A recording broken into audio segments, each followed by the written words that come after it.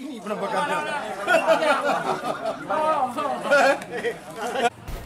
Ratusan bakal calon anggota legislatif atau bacalek tingkat DPRK dan DPRA Dapil 2 mendatangi Polres Pidi untuk mengurus surat keterangan catatan kepolisian atau SKCK.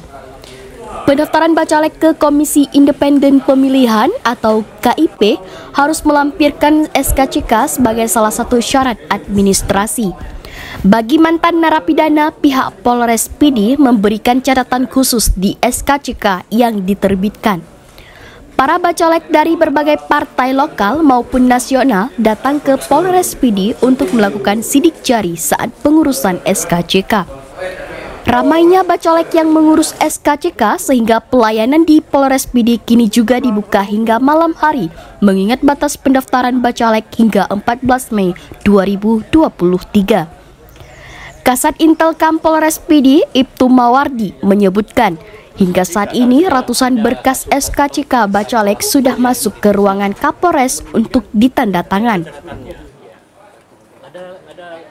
Begini, untuk mantan narapidana kita untuk persyaratan untuk caleg itu mereka harus mendapatkan rekom dari Satreskrim. Karena apa? Kalau memang dia tersangkut perkara perdana, Reskrim mengeluarkan surat pernyataan bahwasanya yang bersangkutan tidak bisa kita berikan SKCK. Berarti ada juga misalnya kalau misalnya bisa diberikan ada catatan khusus di situ. Siap. Kalaupun dia harus SKCK kita keluarkan, namun di catatannya dia terlibat perkara pidana. Tercatat ya? Ada batasnya. Ada batasnya. Dia tercatat di SKCK-nya tertulis demikian. Bagaimana? Diprediksi jumlah bacalek yang mengurus SKCK mencapai 600 orang lebih untuk di wilayah Kabupaten Pidi.